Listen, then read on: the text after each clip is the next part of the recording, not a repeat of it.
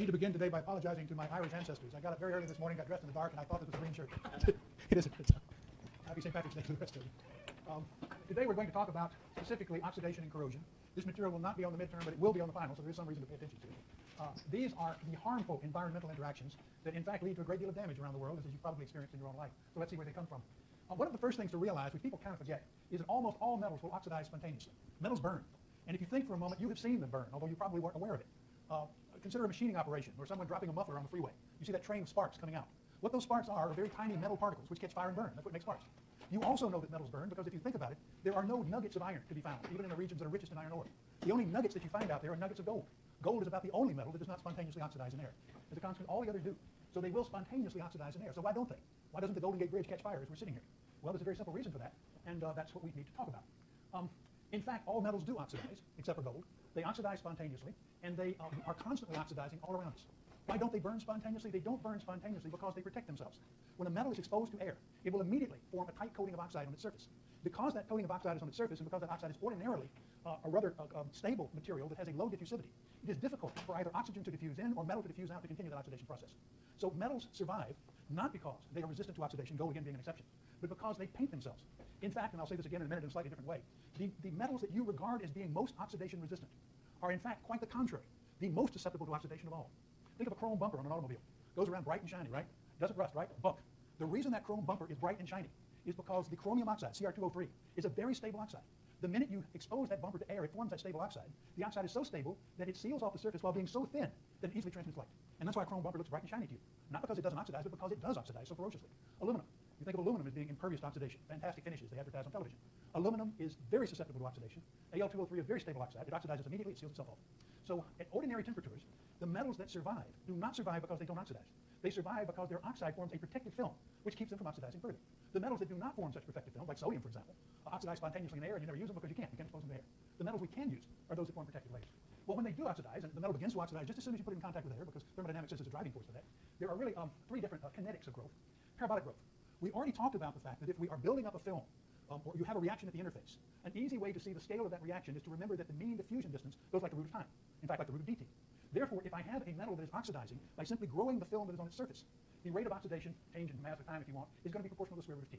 In fact, there will be in here also a square root of diffusivity, where the diffusivity is the diffusion through that oxide layer. The more difficult it is to diffuse through the oxide layer, the slower the rate of growth will come. At very low temperature, there is what's called logarithmic growth. I'll just mention it exists. It has to do with the fact that you can build up electric charges across an interface, and when oxidation is very, very slow as it is at low temperature, it will tend to be logarithmic in nature. At high temperature, where you have to begin to worry about oxidation, the oxidation is linear. If I take a piece of iron, for example, at room temperature, put it out in air, Golden Gate Bridge, you don't worry about it spontaneously oxidizing. If I take that same piece of iron and bring it up to high temperature, then it will begin to oxidize at a rather considerable rate, and therefore steel is not a suitable material, for example, for using blades in turbine engines, because it oxidizes too quickly and can't be used at those higher temperatures. And that oxidation, when it starts happening at a significant rate, becomes pretty much linear. The rate of oxidation is linear in time. The growth of the oxide film is linear in time. Why is that? Well, first of all, parabolic oxidation, I've essentially already told you about this. If we put a metal in contact with air, it will develop an oxide film, more or less immediately. The further growth of that film, so long as it remains intact, requires either that metal ions diffuse to the surface or oxygen ions diffuse into the interior. In the figure I've shown here, we've assumed that metal ions are diffusing to the surface. Generally, that's true. The metal is usually a faster diffusing species than the oxide ion is because it's smaller. And in this case, we assume a divalent metal is diffusing to the surface. Electrons have to also somehow migrate to the surface. When it gets to the surface, it will combine with oxygen and form MO. Ordinarily, these processes are separate, so if you're really trying to understand parabolic growth, you kind of have to understand whether the rate limiting step is the diffusion of the metal ion or the diffusion of the electrons. It's almost always the metal ion. So this is the method of oxidation, and this gives you a nice coherent growth, which is very slow at low temperatures, so you ordinarily don't have to worry about the metals around you spontaneously oxidizing. However, what happens? Well, the protective oxide, the most stable oxides have the lowest diffusivities, of course. Things like Al2O3 and Cr2O3 are exceptionally stable. Therefore, these elements are known for their exceptional oxidation resistance. They're not resistant to oxidation. They are stable. They do not oxidize in bulk because they oxidize so easily and so quickly on their surfaces. The linear oxidation happens for the following reason. The oxide layer is a different material, of course, with a different structure than the underlying metal. So it never fits quite right onto the underlying metal. It may be too small, in which case there are tensile stresses that develop in the oxide layer, or it may be too big. This is the more common situation because you're adding oxygen to the metal, in which case there are compressive stresses that are on the surface. You can easily show by just doing the right mechanical calculation that these stresses build up as the layer gets thicker. The thicker it is, the higher the stress. So as it thickens, you will eventually get to a point where you begin to crack that layer because the stresses come to exceed the breaking strength of the material. If the layer is too small, you'll get crazing. That is, the development of cracks that look like this. If the layer is too big, which as I said is the more common situation, you'll get buckling and spalling of the layers of oxide away from the surface. This is what you've seen because this is what happens in the rusting of iron. If you look at a rusted surface, you see flakes of red rust that have spalled off of the surface and will come off in your fingers if you rub the surface. This is a classic case. The oxidation is linear because, well, consider what happens. Let's suppose I'm in this situation here on the right-hand side. I build up an oxide layer until it begins to crack. When this piece of oxide falls off, it exposes fresh surface. That surface begins to oxidize. it oxidizes until the next falling event happens. Then I get fast oxidation until the next falling event happens, and so on. It just repeats itself. If I were to look at that process in real detail, it would look something like this, kind of a wiggly curve, where I have build up, fall, fast oxidations, fall, and that will average to a linear curve. So the rate of oxidation, once this fracturing of the oxide layer commences, tends to be linear in time. Low temperature, the growth of the oxide is parabolic.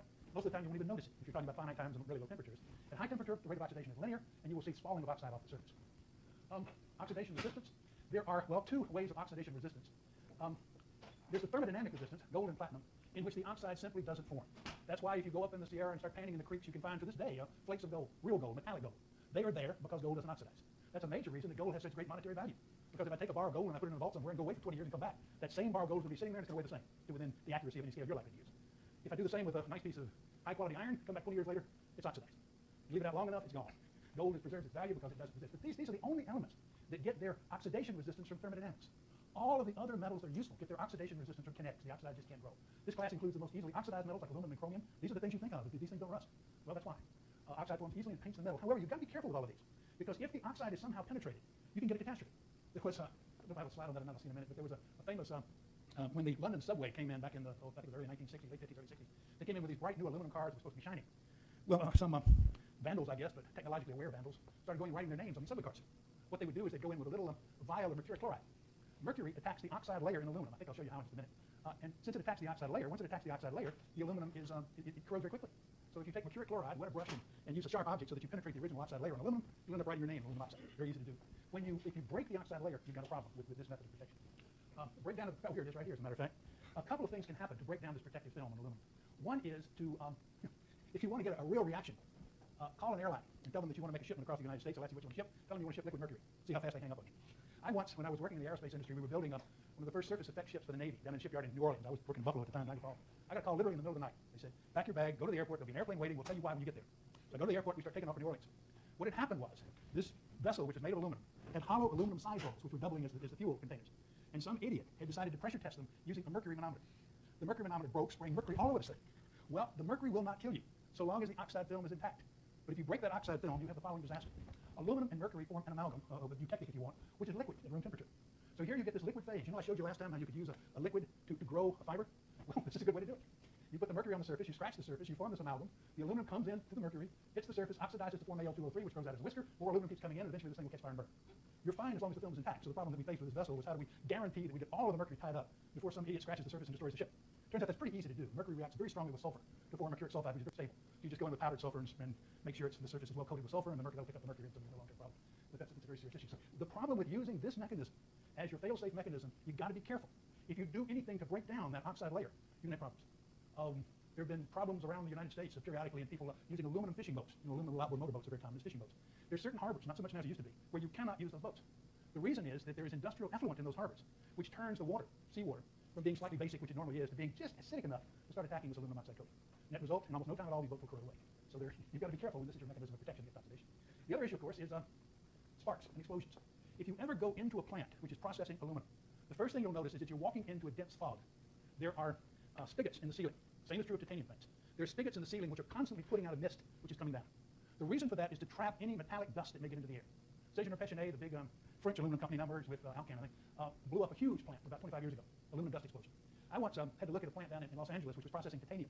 And there, it was fortunately nobody got hurt. But they had an explosion in that plant. It was a little kind of boxy building. The explosion lifted the entire building up intact, moved it about 15 feet and deposited it again. And there was virtually no damage to anything. It over and down. Unfortunately, no one was in it at the time, so no one was injured. But why? Okay, what happens if I have a particle here? This is the same way you get a spark. Just if you get a million dust particles and they all start sparking at the same time, it's called an explosion. Why? Here's aluminum. I put the aluminum in contact with air. I immediately start forming an aluminum oxide film. This is a very exothermic reaction, so I'm releasing a whole bunch of heat. If this is a big aluminum body, that's no problem. The heat just gets conducted through the aluminum. But if this is a small particle sitting in the air, there's no place for that heat to go. So this particle starts getting hot. It gets hot enough to crack this aluminum film, and so the whole thing just turns into oxide very quickly and goes kaboom. Ordinarily, you see it as a spark, and you say, okay, that's interesting, there's a spark. If you have dust in the air and this happens, you get an explosion and people can get killed. So it's a very serious problem. Dust explosions in mines are very serious issues as well, and this is the basic source of dust explosion. Alloying to prevent oxidation. Suppose we have something like iron, and we know that it corrodes. Rust is more of a problem than oxidation. We'll talk about oxidation, that can be too. And we don't want it to oxidize. We want to give it some oxidation resistance. How can we do that? Well, what we can do is to alloy that iron with things that have two properties. They form very stable oxide films, and they preferentially leach to the surface. So I create a surface that fools the environment to think that I do not have iron here, but some much more corrosion-resistant metal. The classic material for that purpose is chromium, And iron chromium alloys are the classic stainless steels that you used all your life. You know stainless steel, except in certain special circumstances, does not corrode. If you get the chromium content above about 8%, then look at the surface of the iron after it's been exposed to oxidation. What you'll find is that you don't have iron oxide anymore. You essentially have chromium oxide. That is, the environment thinks it's looking at chromium, even though it's looking at iron. And that's why stainless steel is stainless. Not because it doesn't oxidize, but because it oxidizes the chromium oxide, which is a very stable oxide, and therefore it resists corrosion. The protective film is, however, no better than the protective oxide. Stainless steel, most of the stainless steels that you would use are not particularly good in the presence of chlorine, since chlorine attacks that Cr2O3 layer, which is why if in the Northeast, if you're driving on salty roads a lot, you'll see some pitting corrosion of chromium bumpers from the chlorine constant exposure. You've got to be careful of the environment in which they're used. The U.S. Navy, for example, has constant programs looking for corrosion-resistant alloys for ships and submarines and such things. You say, why don't they just use stainless steel? Well, they're in the ocean. And the classic stainless steels that we use are just not that good in chlorine environments. They're better than plain iron, but they're not all that good, and as a consequence, we're constantly looking for things that are better. We have a particular problem, and it has been a huge effort in material science, gosh, through the entirety of my career. We run jet airplanes that run on jet engines. If you have done the kind of thermodynamics that talks about the Carnot cycles and so on, you know that the efficiency of an engine, the maximum efficiency, is enormously sensitive to the highest temperature at which it operates. Increasing the temperature just a little bit can do very nice things for the efficiency of operation of the engine.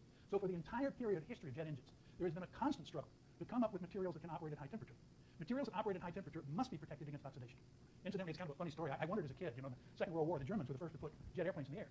The jet airplanes were much faster and much better than anything we had in the West had in the air at that time. So I'm saying, why didn't they just blow our bombers out of the sky? It's a very simple reason. The original engine in the Messerschmitt used as the turbine alloy the best stuff they could find at the time, which was actually a dental alloy called Italian, the cobalt chrome alloy. It was so susceptible at temperature that those engines had an operating flight life of about 30 minutes. So you take those planes off. You don't see this too much in the old war movies. You take those planes off, fly around for 30 minutes, land them, take that engine off, put another one up. It's kind of hard to win an air war with planes that can't stay in the air longer than 30 minutes. And that's a little bit of history. But that's ever since then. Now we have an engine. They put it on an airplane. You fly it for 100,000 miles before they even open it up to see what there's in front of them, because we've made that much progress in how we can handle engines. What do we do? Well, we got to put coatings on these engines. The properties required of a protective coating, there are really two.